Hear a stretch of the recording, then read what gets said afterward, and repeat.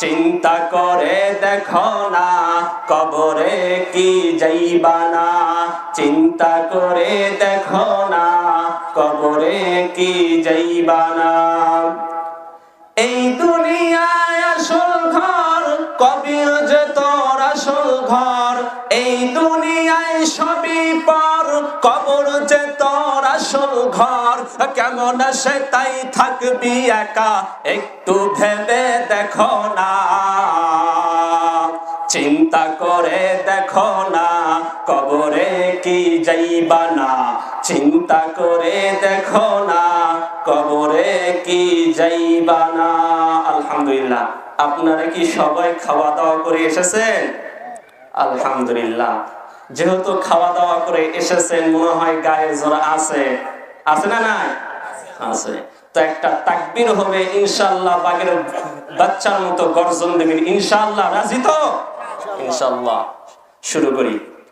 লিল্লাহে তাকবীর, লিল্লাহে তাকবীর, লিল্লাহে তাকবীর। আল কোরআনের আলো, আল কোরআনের আলো, আল হাদিসের আলো। দুঃখজনক, যেহেতু আমরা স্লোগান দিলাম আল কোরআনের আলো ঘরে ঘরে জালো, এই কথাটা একটু হলেও সমস্যা আছে, একটু ভুল আছে। আল কোরআনের আলো ঘরে ঘরে জালো, দেখবেন যে সবারই ঘরে ঘরে হয়তো বা আলমারিতে বা শোকেসে সবারই ঘরে ঘরে কোরআন আছে না নাই? আছে, কিন্তু কোরআন পড়ে? কোরআন পড়ে না, ওই আলমারিতে জমা হয়ে আছে, ওখানে ধুলাবাড়ি পড়ে শেষ, কখনো কোরআন পড়ে না।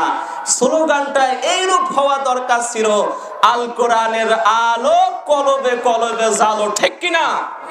এই জন্য আগে কলবে জ্বালতে হবে। সম্মানিত উপস্থিতি, আমি কোরআনুল কারীম থেকে, আপনারা কিছু মনে করবেন না, আসলে আমি একটু নাড়াচাড়া না করলে ওয়াজে একটু মজা পাই না, ঠিক কিনা? নড়াচড়া করতে হয়। তো প্রথম স্টেপে আলোচনা হবে, আমরা এই দুনিয়াকে নিয়ে খুব একটি বেশি বেশি করে আমরা দুনিয়াকে প্রাধান্য দেই, এই দুনিয়াকে নিয়ে একটু কথা বলবো ইনশাআল্লাহ। দ্বিতীয় স্টেপে আলোচনা হবে রমজান মাস সম্পর্কে, যেটা আমার বড় ভাইয়ের আগে আলোচনা করলো নাসিম বিন জিন্না ভাই, এই সম্পর্কে কিছু আলোচনা করব। আর তৃতীয় নাম্বার স্টেপে আলোচনা করব এই শাবান মাস যে অতিবাহিত হয়ে গেল, এই অতিবাহিত হওয়ার এই সময়টা আমরা কি করতে পেরেছি, এই বিষয়ে কিছু কথা বলবো ইনশাআল্লাহ। ইনশাআল্লাহ ইনশাআল্লাহ। শুরুতেই আমরা একটা হাদিসকে আমরা লক্ষ্য করি। সবাই শুনতে রাজি তো? আমি সবাইকে দৃষ্টি আকর্ষণ করে বলছি, যারা যেখানে ঘুরছেন দোকানে, আমি আসার সময় দেখলাম দোকানে অনেক মানুষ, আপনারা দয়া করে প্যান্ডেলের ভেতরে চলে আসুন, এখানে লাখ টাকার কথা হবে আজকে, ঠিক কিনা? লাখ টাকার কথা হবে, এগুলো কথা আপনি অনেক টাকা দিয়েও খুঁজে পাবেন না, ঠিক কিনা? ঠিক। একটা হাদিসকে আমরা লক্ষ্য করি, আসলে আমরা এই দুনিয়াবি মায়া নিয়ে আমরা খুব প্রেশানের ভেতরে রয়েছি, এই দুনিয়াকে আমরা বেশি বেশি করে প্রাধান্য দিচ্ছি। আল্লাহ নবী, বিশ্ব নবী জনাবে রাসূলুল্লাহ সাল্লাল্লাহু আলাইহি ওয়াসাল্লাম একটা হাদিসের ভিতরে আল্লাহ নবী বললেন, আকসিরুদ যিকরা হাদিহি মিন লাযাতিল মাউত।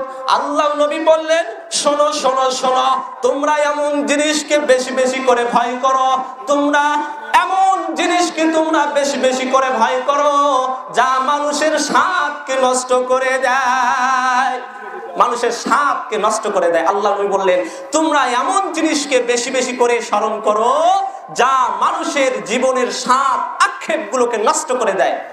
এর ব্যাখ্যা কি?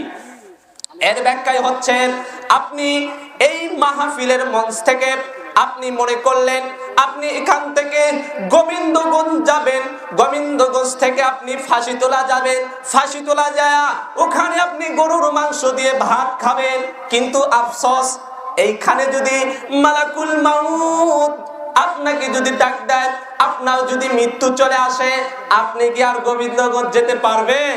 পারবেন না। ফাঁসিতলাও যেতে পারবেন না, গরুর গোশত দিয়ে আর ভাতও খেতে পারবেন না। এই জন্য আল্লাহ নবী বললেন, শোনো, আকসিরুদ যিকরা হাদি মিল্লাদাতিল মাউত। ও আল্লাহ নবী, তোমরা এমন জিনিসকে বেশি বেশি করে ভয় করো যা মানুষের জীবনের আক্ষেপকে নষ্ট করে দেয়, যা মানুষের জীবনের আশাগুলোকে ধ্বংস করে দেয়। ডিস্টার্ব করবি না এসব। যা মানুষের জীবনের আশাগুলোকে ধ্বংস করে দেয়, বিনষ্ট করে দেয়। সম্মানিত উপস্থিতি, এই মর্মে নবী সাল্লাল্লাহু আলাইহি ওয়াসাল্লামের স্বপ্নের যুগে নিয়ে একটা হাদিস আপনাদের সামনে উল্লেখ করি। আহারে, সামুরা ইবনে জুনদুব রাদিয়াল্লাহু তাআলা আনহু قال رسول الله صلى الله عليه وسلم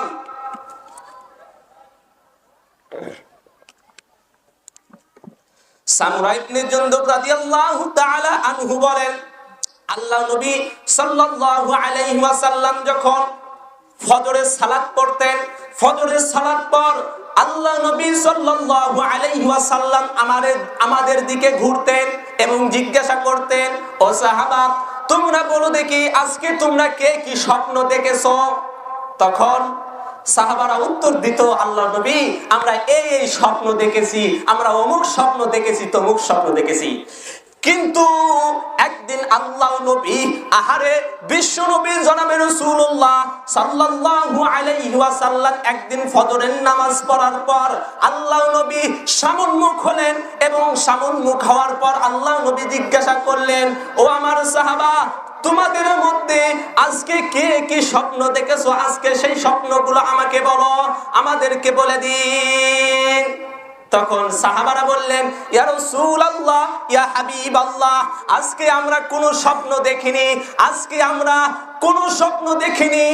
তখন আল্লাহ নবী সাল্লাল্লাহু আলাইহি ওয়াসাল্লাম বললেন, ও আমার সাহাবারা, শোনো শোনো শোনো, আজকে আমি আল্লাহ নবী একটা স্বপ্ন দেখেছি, সেটা